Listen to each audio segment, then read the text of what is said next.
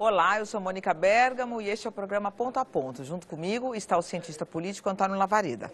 Aqui no Ponto a Ponto, semanalmente selecionamos dados de algumas das principais pesquisas de opinião e mercado para nos ajudar a discutir política e políticas públicas no Brasil. E para falar sobre a situação do emprego no Brasil, nós recebemos aqui no Ponto a Ponto José Pastore, doutor honoris causa em ciência e PhD em sociologia pela University of Wisconsin, professor titular da Faculdade de Economia e Administração e da Fundação Instituto de Administração, ambas da Universidade de São Paulo. Prazer tê-lo aqui conosco, professor. Olha só, eu queria começar falando, a gente teve uma das medidas do ajuste fiscal do governo da presidente Dilma Rousseff, foi um recuo na desoneração da folha salarial, que era uma demanda antiga, principalmente do empresariado, não é isso? Que impacto que o senhor acha que isso pode ter no emprego no país, no momento em que o desemprego sobe? O tema, ele entrou numa área de muita controvérsia, não é? Porque havia dados que favoreciam a desoneração, dizendo que estava gerando emprego, e outros que não estava gerando emprego. Eu acho que o que foi lamentável nessa medida não é tanto seguir este ou aquele posicionamento, mas revogar a medida 6 meses depois que o próprio Congresso, o governo disseram essa medida é eterna, ela é definitiva, né? Não é só para setores, é para todos. Então, isso aí eu acho que foi realmente um problema, porque aquelas empresas que estavam contando com essa desoneração, repentinamente elas têm que arcar com um ônus maior, com um custo maior. Ora, no momento em que nós temos uma grave retração de demanda, como é o atual, se há controvérsias, se a medida gerava ou não gerava emprego, eu acho que não há controvérsia que essa revogação vai gerar desemprego, vai fazer muitas empresas demitirem. Ou seja, a revogação mostrou que a ênfase do governo é de fato no equilíbrio, na tentativa de recobrar um certo equilíbrio fiscal. Claro, o governo está precisando de recursos, então toda e qualquer isenção estava prejudicando o plano. Agora, ela tem efeito secundário, eu acredito. Pelo menos num primeiro momento, há determinados setores que são muito intensivos em mão de obra. Por exemplo, professor? Por exemplo, confecções, calçado, tecelagem, autopeças, são setores que são muito intensivos em mão de obra, né? Onde o peso do fator trabalho é muito grande. Então, quando você simplesmente reonera rapidamente, abruptamente, você eleva o custo do trabalho. Sobre estímulos ao emprego, foi votado recentemente a terceirização, um tema bastante polêmico, etc. E tal. O que terminou sendo aprovado em relação ao projeto, o senhor, que é autor de vários livros e artigos nessa área, ou seja, sobre a terceirização e a sua repercussão na geração de empregos, o senhor acha que o que foi, afinal, aprovado, digamos, satisfaz, era o possível, vai ter um impacto, está tendo ou vai ter um impacto positivo aí no que concerne a criação de novos postos de trabalho? A terceirização, Lavareda, é uma necessidade da economia, mas é um grande desafio para o direito, não é? E o que acontece? Nenhuma empresa hoje consegue fazer tudo sozinha.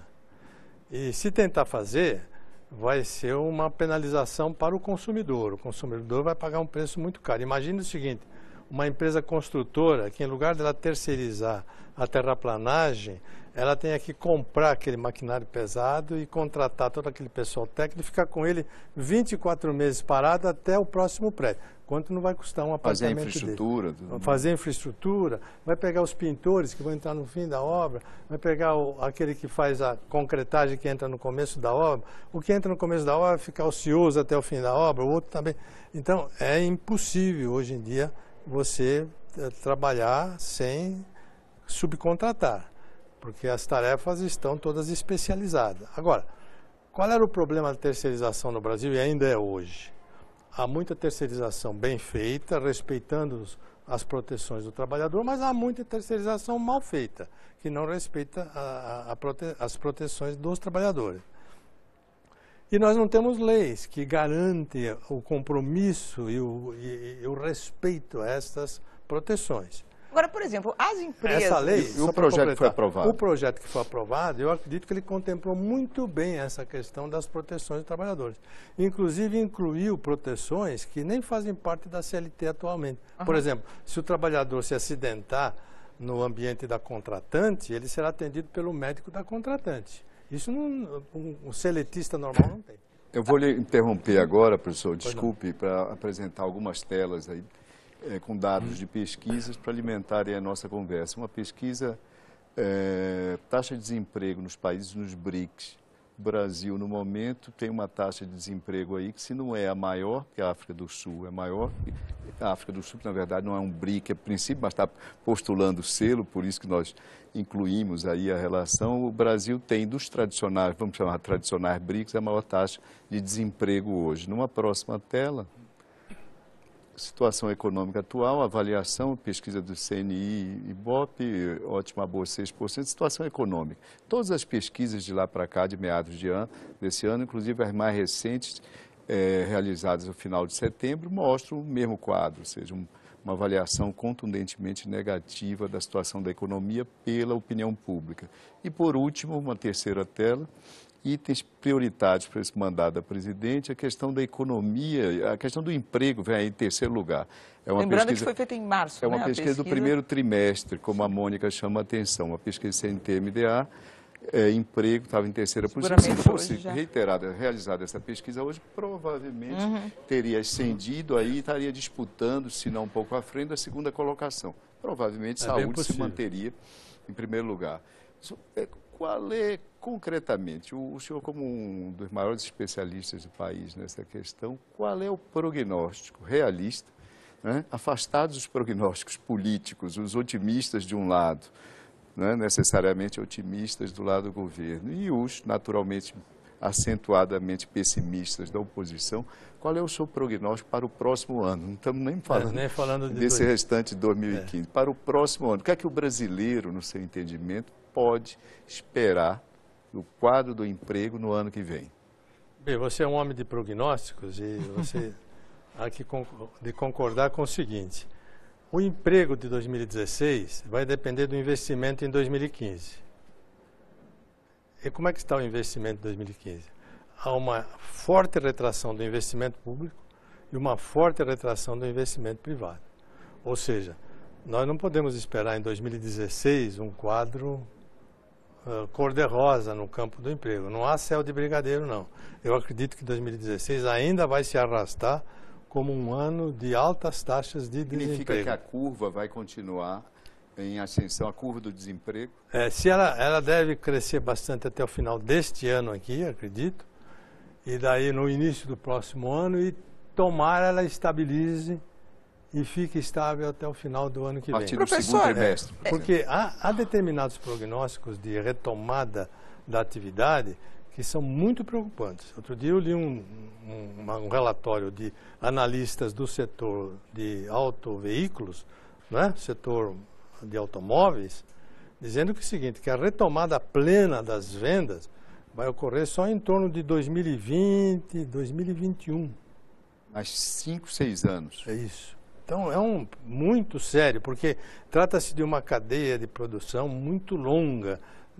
Você tem atrás dos veículos, você tem as autopeças, atrás das autopeças você tem as siderurgias, etc. Você vai ter um desmonte. Agora, professor, o que você pode analisar um pouco para a gente? Além do desemprego estar crescendo, o que está ocorrendo com o emprego formal versus o emprego informal? Porque uma das características dessa última década foi a formalização de um grande número de trabalhadores. Se o senhor puder fazer um balanço de quanto por cento hoje dos trabalhadores estão formalizados versus uma década e meia, e o que pode ocorrer daqui para frente, se há um risco de um retrocesso muito grande? O Brasil fez um grande avanço nesse campo, viu, Mônica? Nos últimos 8 anos, pelo menos, houve um aumento grande da formalização. Hoje, mais ou menos, quantos Hoje, veja bem, percentualmente? entre empregados, você vai ter aproximadamente 55%, mais ou menos, formais. Agora, entre pessoas que trabalham por conta própria, você vai ter menos. Mas o Brasil avançou nos dois campos, tanto para empregados como para a conta própria. Porque é formal. Não, o conta própria você tem o formal ou o informal. Sim, sim, né? mas você pode ter o formal, né? O microempreendedor. Com o lançamento do microempreendedor individual, que é um programa muito interessante, nós tivemos, em poucos anos, cerca de 5 milhões de trabalhadores por conta própria que se formalizaram. E no campo do emprego também nós tivemos um aumento substancial de trabalhadores que se formalizaram.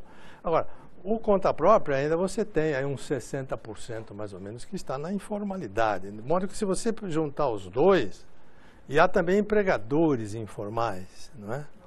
Se você juntar os dois, acredito que o Brasil deve estar ainda com uns 45% de brasileiros trabalhando na informalidade, ou seja, sem proteções básicas. Sem proteções previdenciárias, por exemplo. E isso o senhor percebe que nessa crise que nós estamos atravessando, a tendência é subir de uma maneira acentuada, a ponto de ser um retrocesso? Os dados mais recentes, Mônica, eles mostraram o seguinte, que nos últimos 12 meses, com o agravamento do desemprego, houve um agravamento da informalidade também. A informalidade aumentou 2%. Então, é um sinal amarelo que já está acendendo, não é?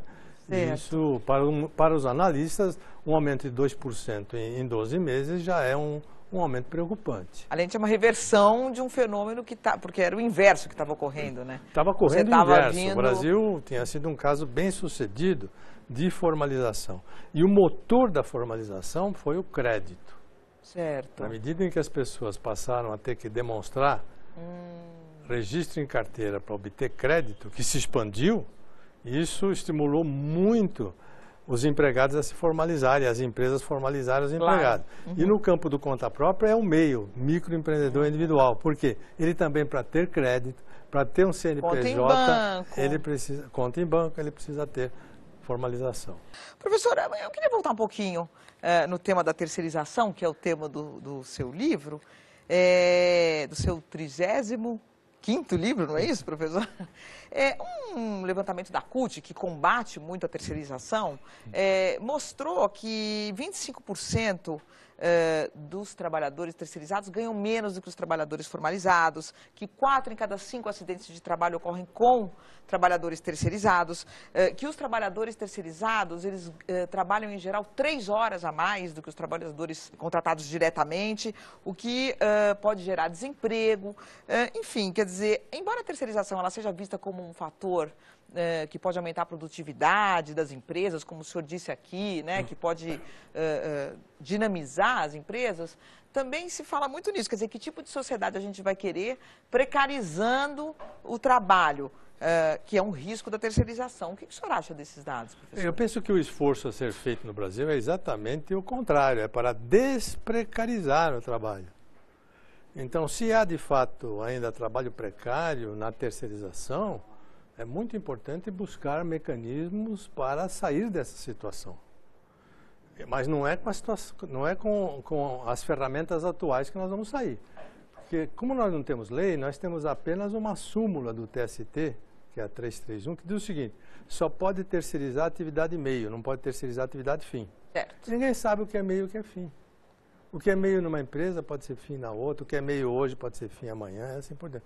Então, é uma confusão muito grande. E, mais grave do que isso, eu já visitei muita empresa terceirizando atividade meio, direitinho, de acordo com a súmula, e, no entanto, na hora do almoço, o empregado da terceirizada come marmita fria sentado na sarjeta, enquanto o empregado da contratante come no ar-condicionado do seu restaurante. Então, o que é prioritário não é saber se é meio ou se é fim. O que é prioritário é garantir as proteções básicas dos trabalhadores. O senhor acha que a lei, como está sendo analisada no Congresso, ela garante isso? Esse projeto garante. Como? Por quê? O senhor pode explicar para a gente? Uma das medidas vai exatamente no exemplo que eu acabei de dar. O trabalhador da terceirizada, quando está trabalhando no ambiente da contratante, ele vai comer no restaurante da contratante. É obrigação legal. Isso será severamente punido se não for assim. Hoje não tem essa medida. A súmula não garante isto. Se ele se acidentar, vai ser atendido no ambulatório da contratante. Quando ele vai para a contratante e precisa tomar condução, ele vai usar o transporte da contratante. Tudo isso aqui é desprecarização. Como é que é a explicação? Como é que o senhor explica esse ponto arguído pela CUT relativo a patamares salariais? Esse agregado que a CUT faz, olha, de um lado, os trabalhadores terceirizados ganham menos do que os trabalhadores né, formalizados pelas uma empresas. grande parte dos terceirizados, dos trabalhadores terceirizados, são trabalhadores de baixa qualificação. E na baixa qualificação a variação é muito grande de salário. É a ocupação que explica isso. A ocupação explica em grande parte essas diferenças. Não quer dizer que a regra seja do contrário, de que o trabalhador da terceirizada sempre ganha mais. Não, não é. Há casos em que ele ganha mais, há casos em que ele ganha menos. Mas o fato concreto é que, mesmo que esta diferença esteja presente na realidade brasileira, ela não é única. Em todo lugar onde há terceirização, há diferenças. Porque são mercados, segmentos de mercados distintos, não é? Há diferença. E não há jeito de você equalizar salário através de lei. E falou em lei, professor. Se desse, seria uma maravilha. O senhor falou em lei, e aí, voltando àquela questão que está até incorporado no título do seu último livro, Desafio para o Direito. Quais são os principais desafios para o nosso arcabouço legal dessa questão da terceirização? Nesse livro, Lavareda, eu e o meu filho, que é advogado trabalhista, nós enfrentamos a questão do direito também, não é? E o que acontece? O nosso direito ao trabalho, ele foi todo ele formulado dentro de uma concepção de emprego fixo, por prazo indeterminado, na mesma empresa e com muita continuidade. E o mundo moderno é diferente. O mundo moderno ele tem segmentos que... Inspiração nos anos 30 na legislação. Isso aqui veio até antes da formulação da CLT, e a CLT foi formulada assim, não é? Tanto que a CLT só trata de vínculo empregatício por prazo indeterminado e continuado, relação salarial. E há muita relação hoje em dia que ela se passa no mundo digital, no mundo das novas tecnologias, que exigem trabalhos determinados, específicos, por prazo delimitado, né? O caso da construção civil que eu acabei de exemplificar. A construção civil é feita em etapas. Em cada etapa entra um corpo de profissionais. Agora, eles saem disso, completada a tarefa, eles vão trabalhar numa outra obra. Isso garante muito emprego. Às vezes da mesma empresa, lógico. Às vezes da mesma empresa. Isso garante muito emprego. É um bom exemplo de setor terceirizado. Nos Estados Unidos, as maiores construtoras não têm mais do que 3 mil empregados no país inteiro. E a maior parte deles são engenheiros. Mas a geração de emprego é muito grande, porque ela não só melhora a produtividade, como uma baixa custo para o consumidor, ela ativa a economia e provoca investimentos. Professor, nós vamos fazer mais uma interrupção e ver aí algumas telas sobre o tema que nós estamos abordando hoje. Pesquisa CNT-MDA também de meados de julho, expectativa para a situação do emprego. Vai piorar para 56, quase 6 em cada 10 brasileiros. Como a Mônica comentou, se for realizado hoje, provavelmente esse percentual seria até superior. Numa próxima tela, o temor do desemprego. Metade da amostra ouvida nessa pesquisa de meados de julho estava com medo de ser atingida pelo desemprego. Por último, percentual de entrevistados que aceitariam uma redução para manter seu emprego. Quase 41%, 4 em cada 10 brasileiros já estão cogitando, ou pensando, ou especulando até na possibilidade de ter aí uma retração salarial para fazer face a uma eventual ameaça de desemprego.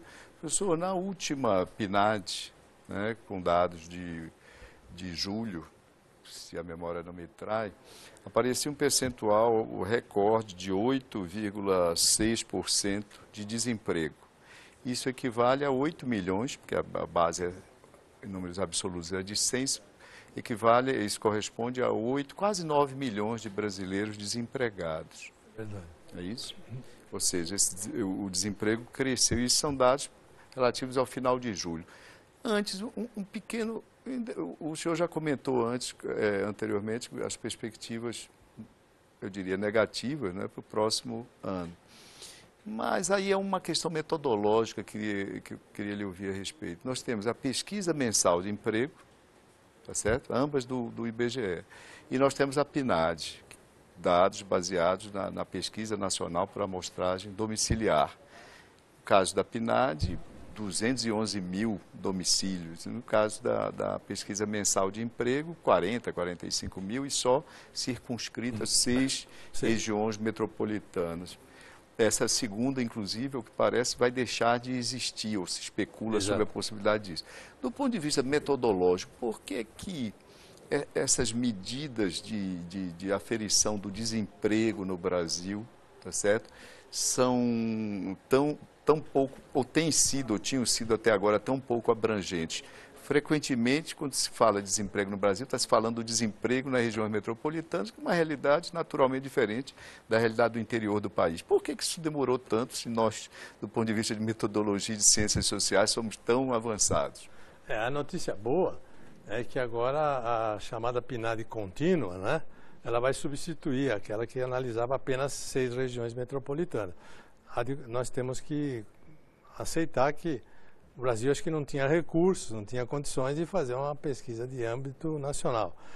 Ela vai perder um pouco de velocidade, porque aquela que é feita em 6 regiões metropolitanas no Brasil, ela é realizada mensalmente, e a PNAD contínua vai ser realizada trimestralmente.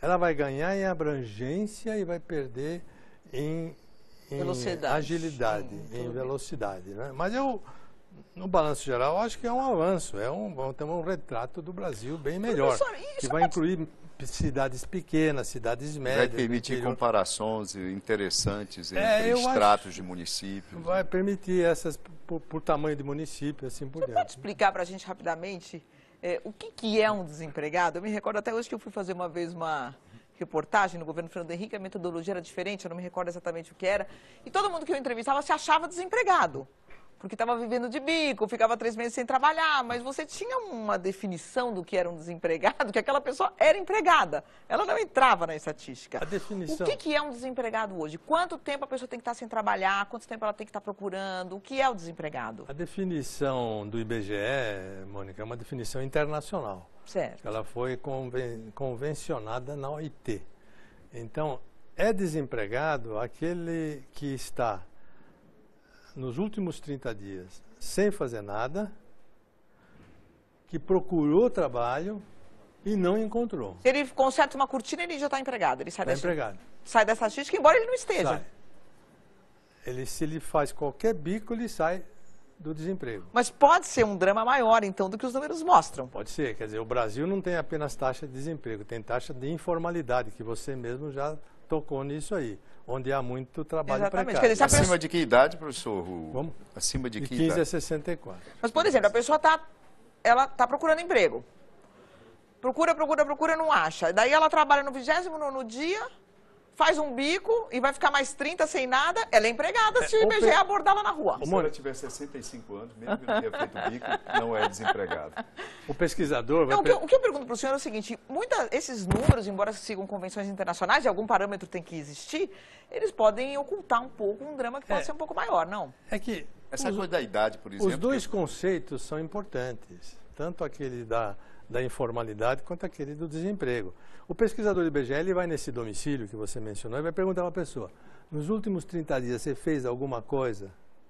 Se ela lembrar que ela consertou cortina e falar, não, eu fiz, eu consertei Ela sai cortina. da estatística. Ela sai da estatística. Mas para ela mesma, não. Para ela, não. Agora, Claro se ela, porque ela consertou cortina, ela acha que não fez nada, e ela vai dizer para o pesquisador, olha, eu não fiz nada nesses 30 dias. Ela passa por cima desse... Entendo, naturalmente... Não é? Então, são... Você tem um ajuste aí as limitações da pesquisa e também a precisão do conceito. Professor, nós vamos começar esse terceiro e último bloco, logo olhando algumas telas com dados. Agora, numa pesquisa CNI-IBOP, situação econômica, projeção para os próximos meses. Essa era a projeção de meados de julho, um pouco pior, igual, que já era negativo, 73, 75. Isso se agravou recentemente. Essa percepção hoje é ainda pior. E nessa segunda e última tela, preocupação em ficar sem trabalho, perder o emprego, ter que fechar negócio. Preocupa muito, preocupa um pouco, 78% também da mesma pesquisa final do primeiro semestre. 78, quase 8 em cada 10 brasileiros preocupados em perder emprego ou perder o seu negócio. Professor, recentemente o Congresso, né, fez ainda uma produção legislativa aí no que concerne a esse mundo do emprego e do trabalho. O que é que, no seu entendimento, foi mais significativo, mais importante aí dessa produção legislativa recente a respeito? Bem, houve a aprovação de uma emenda no bojo da medida provisória 680, aquela que cria o programa de proteção ao emprego, a medida provisória.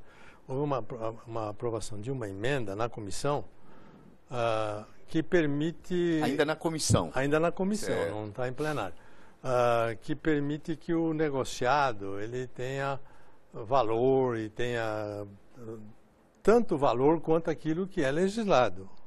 Ou seja, isso permitirá às partes, empregados, empregadores e sindicatos, a negociarem de forma diferente da legislação. A relação de trabalho não fica circunscrita, não fica presa engessada, à CLT. né? Exatamente. Tutelada Desde pelo que Estado. respeitadas as regras constitucionais e as normas de saúde e segurança do trabalho. Isso aqui tem que... Mas pode discrepar do que está Mas disposto na pode CLT? discrepar. Eu acho que esse é um Isso passo aqui é um passo, extraordinário, porque especialmente numa hora dessa de recessão, o que mais se impõe é a chamada negociação de concessão.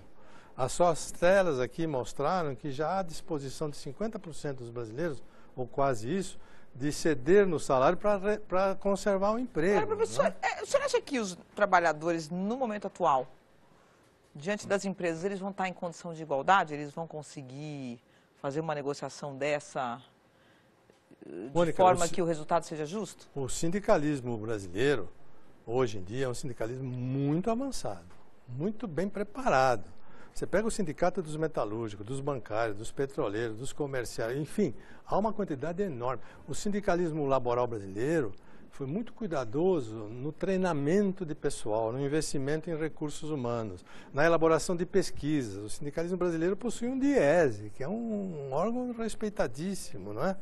Então, há um preparo muito maior do que se pensa, ou seja, essa ideia de que o trabalhador sozinho não tem condições, pode não ter aqui ou lá, mas ainda as grandes categorias e também aquelas que dependem de negociações articuladas, elas estão amparadas por um bom sindicato. Que pode... A CLT, em grande medida, é algo obsoleto. É porque são Para coisas... regular a relação de trabalho hoje. São coisas que desviam muito das necessidades do mundo moderno, sabe? São detalhes que não se compreendem. Por exemplo, a CLT diz que a hora noturna tem 52 minutos e 30 segundos. É possível um negócio desse? No Brasil, século XXI, a CLT diz que a mulher antes de a fazer... hora que briga com o relógio. É, uma briga com o relógio. A CLT diz que a mulher antes de fazer uma hora extra tem que descansar 15 minutos. Não tem cabimento. Mas isso são coisas que são consideradas, professor? São, isso aqui dá ação trabalhista. São consideradas talvez na hora do indenizações processo. pesadas. A Mônica não sabia disso até agora. Ah, Agora eu vou sabia, né? descansar antes de fazer o programa. Agora imagine uma caixa de banco que está atendendo alguém, precisa fazer 10 minutos de horário, que vai falar assim, não, agora você vai esperar 15 minutos aí porque eu preciso descansar. E outra coisa, por que é só para mulher? 15 minutos. Quer dizer, tem tanta coisa na CLT, a Constituição mesmo tem tanto detalhe que podia ser tudo para negociação. Por que fixar na Constituição o valor Por que da isso hora foi extra? fixado? Vamos falar um pouquinho de história. Qual foi a razão de ter tido uma CLT tão Bom, detalhista, professor? nós saímos de um Estado colonial, Certo. não é? Nós saímos de uma situação em que a única fonte de proteção era o Estado e o governo.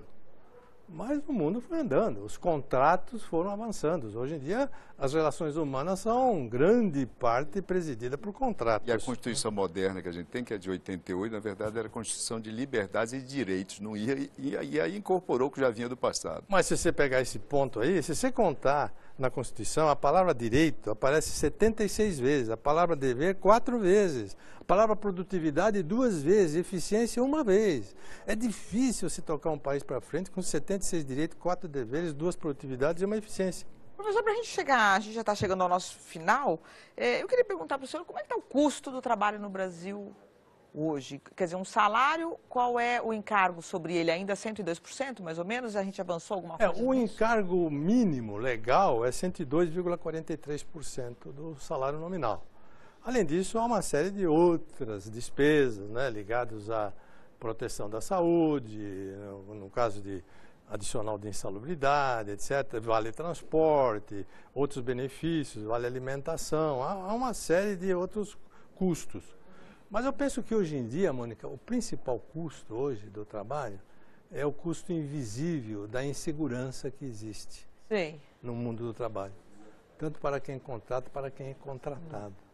Isso é um custo que não dá para você matematizar, mas dá muita intranquilidade, muita incerteza, principalmente para o investidor. O ambiente de negócios não fica adequado para você... Porque tudo pode terminar na justiça. Essa legislação obsoleta Nós temos 8 milhões de processos na Justiça do Trabalho. 3 milhões e 900 entraram ano passado.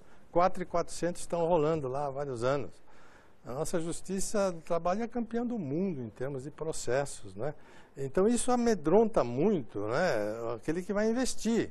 E outra coisa, as sentenças também são sentenças muito variadas, há pouca consistência. Tem uma jurisprudência sólida. A jurisprudência também, ela se põe a legislar, isso complica um pouco para o investidor, sabe? Então, isso cria um ambiente de incerteza. Eu sei que outro dia o presidente do Tribunal de Justiça de São Paulo recebeu uma comitiva de investidores chineses que perguntaram a ele, presidente, por que no Brasil, para a mesma lei, tem tantas sentenças divergentes, tem tantas interpretações diferentes? Tudo isso aqui precisa ser melhorado no Brasil para a gente poder criar um ambiente de negócio que estimule o investimento. Porque é isso que vai responder a primeira pergunta do Lavaredo. É esse investimento que vai garantir o emprego de amanhã. Professor, infelizmente chegamos ao fim do programa. Eu queria agradecer a presença do senhor aqui no Ponto a Ponto. Obrigado. Obrigado, professor. E entre em contato com a gente pelo e-mail pontoaponto@band.com.br, pelo Twitter @pontoapontonews ou acesse nossa página no Facebook. Muito obrigado pela audiência e até a semana que vem. E você pode rever o programa de hoje e todos os que já foram ao ar no site www.bandnewstv.com.br. Muito obrigada pela companhia e até o próximo Ponto a Ponto.